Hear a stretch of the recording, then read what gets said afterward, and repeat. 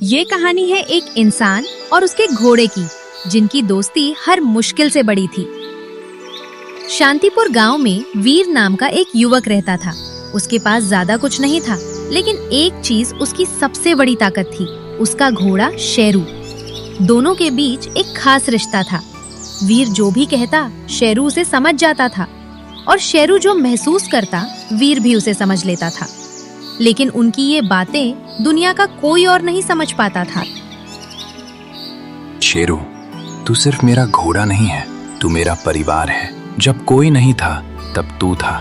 शेरू बोला, मालिक, मैं तो बस आपकी परछाई हूँ, जहाँ आप वहीं मैं। अगर दुनिया में कोई मुझे समझता है तो वो तू है, क्योंकि मैं आपकी हर बात दिल से सुनता हूँ। एक समय गांव में भयंकर सूखा पड़ गया। पानी की कमी होने लगी, खेत सूख गए और लोग धीरे धीरे गांव छोड़कर शहर जाने लगे। सबने वीर को भी समझाया, लेकिन वीर उम्मीद लगाए बैठा था कि सब ठीक हो जाएगा। कुछ दिन बीते, लेकिन हालात और खराब हो गए। आखिरकार वीर को भी गांव छोड़ने का फैसला लेना पड़ा। इतनी मेहनत और सब खत्म। मुझे अब शहर जाना पड़ेगा। शेरू, हमें शहर जाना होगा। ठीक है मालिक, जैसा आप कहेंगे वैसा ही होगा। जहाँ आप वहीं मेरा घर है। दोनों साथ में शहर की ओर निकल पड़े। उन्हें नहीं पता था कि आगे क्या होने वाला है, लेकिन एक दूसरे पर भरोसा था।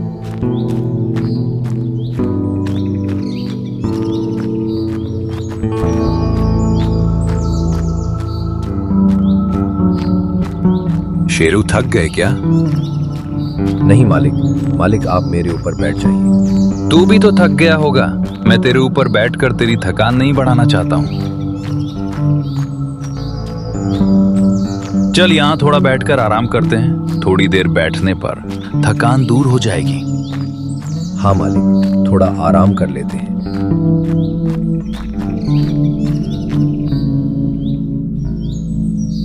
शेरू, पानी खत्म हो गया है, तू यही रुकना। मैं पास से पानी लेकर अभी आता हूँ। ठीक है मालिक, मैं यहीं आपका इंतजार करूंगा।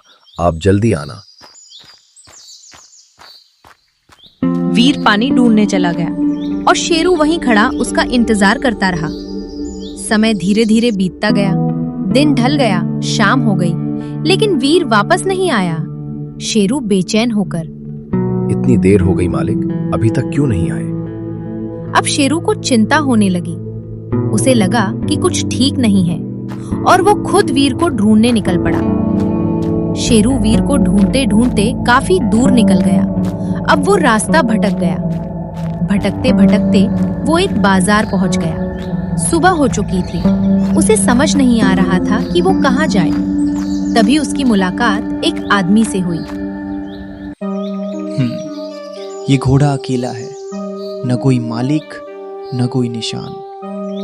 अगर इसे मैं अपने साथ ले जाऊं तो मेरा बहुत बड़ा फायदा हो सकता है, लेकिन ऐसे ही पकड़ने गया तो ये भड़क भी सकता है, नुकसान भी कर सकता है।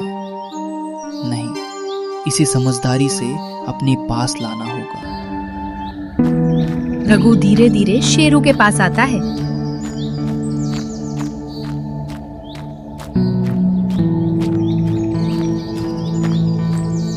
अरे रुक, अरे डर मत, मैं तेरा दुश्मन नहीं हूँ। तुझे देखकर लग रहा है तू बहुत दूर से आया है, भूखा भी होगा, प्यासा भी। ऐसे अकेले भटकने से अच्छा है किसी अपने के साथ चल। शेरू मन में सोचने लगता है, इसकी बातों में मिठास है, लेकिन दिल समझ नहीं पा रहा। मालिक होते तो बताते क्या सही है।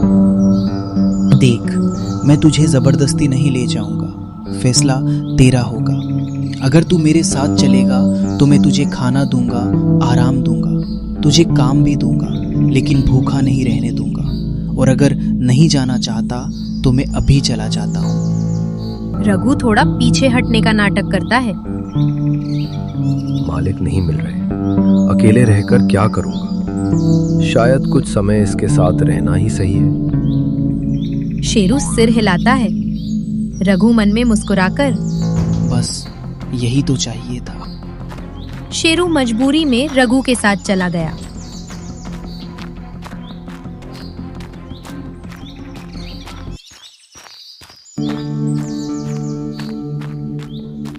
अरे रघु, ये घोड़ा कहाँ से उठा लाए? बाजार में अकेला घूम रहा था, इसके साथ कोई नहीं था। ये रास्ता भटक गया है, मैंने सोचा इसे अपने साथ ले चलता हूँ। इतना तगड़ा घोड़ा, अब तो हमारी किस्मत खुल जाएगी। अब हमें किसी के आगे हाथ नहीं फैलाना पड़ेगा। इससे इतना काम करवाएंगे कि पैसा ही पैसा होगा। हाँ कमला, अब देखना, ये घोड़ा हमारे घर की गरीबी दूर कर देगा। शेरू मन ही मन बोलता है। इनकी आंखों में खुशी है, लेकिन ये खुशी मेरे लिए नहीं, मेरे काम के लिए है। ले पहले पानी पी, ताकत आएगी, फिर काम करना। आज आराम कर ले, कल से काम शुरू करेंगे। शायद ये लोग बुरे नहीं हैं। शुरुआत में सब ठीक लगा, लेकिन धीरे धीरे असली सच्चाई सामने आने लगी। दूसरे दिन रघु कड़क आवाज में बोलता है। चल, ये सारी लकड़ियां शहर तक पहुंचानी है, जल्दी।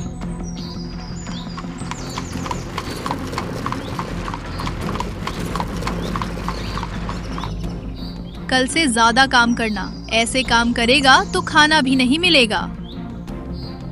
अब शेरू से बहुत काम कराया जाने लगा, उसे आराम का मौका भी नहीं मिलता था। आज और काम करना पड़ेगा, ज्यादा पैसा चाहिए। धीरे धीरे वो थकने लगा और उसे वीर की याद आने लगी। मालिक, आपने कभी मुझे इस हालत में नहीं देखा। आपके साथ काम भी खुशी लगता था, यहाँ काम सजा बन गया है। नहीं, अब और नहीं। अगर मैं यहाँ रहा तो अपनी पहचान खो दूंगा। मुझे जाना होगा, चाहे रास्ता कितना भी कठिन क्यों ना हो। एक दिन मौका देखकर शेरू वहां से भाग निकला। चलते चलते रास्ते में उसने एक आदमी को देखा जो रो रहा था। उस आदमी का नाम मोहन था। वो जमीन पर बैठकर रो रहा था। हे भगवान, मैं क्या करूं, घर में खाने को कुछ नहीं, काम भी नहीं। शेरू को लगा शायद इसे मेरी जरूरत है, अच्छा इंसान लगता है। शेरू धीरे से उसके पास गया। अरे, तू मेरे पास आया, क्या तू भी मेरी तरह दुखी है? शेरू अपनी गर्दन हिलाता है। इस बार शेरू को मिला एक ऐसा इंसान जिसके पास पैसे नहीं थे, लेकिन दिल था। मोहन उसे अपने साथ ले जाता है।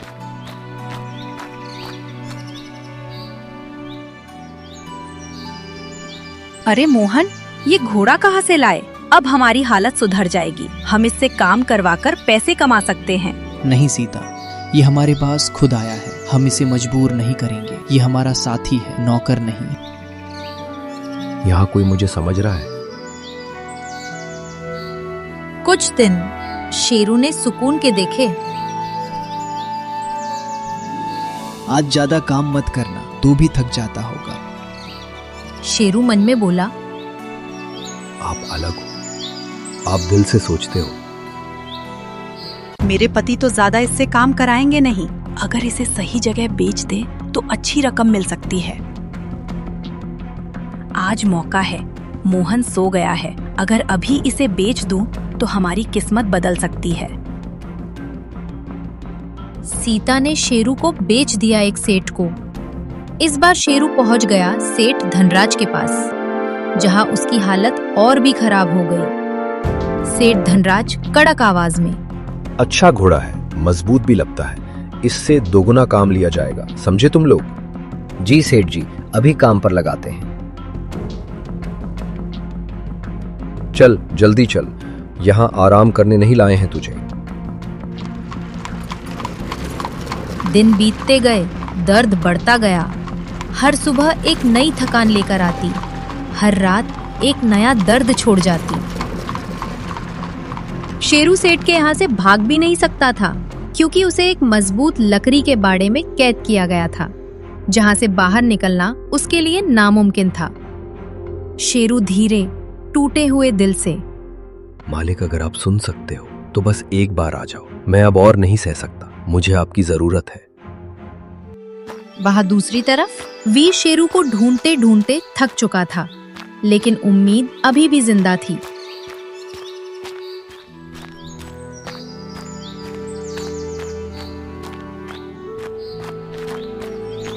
क्या आपने एक हल्के भूरे रंग का घोड़ा देखा है? उसके गर्दन के बाल थोड़े हल्के और अलग दिखते हैं। वो सिर्फ घोड़ा नहीं, मेरा परिवार है। ऐसा घोड़ा शायद सेठ धनराज के यहाँ है। शेरू, मैं आ रहा हूं।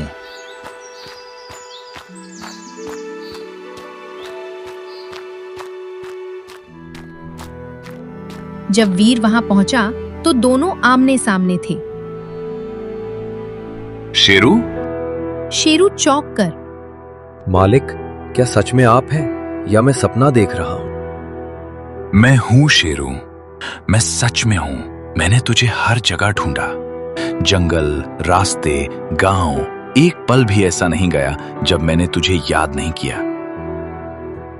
मालिक, मैं भी आपको ढूंढता रहा। उस दिन जब आप गए, मैं घंटों इंतजार करता रहा, फिर डर गया और आपको ढूंढने निकला, लेकिन रास्ता ही खो गया।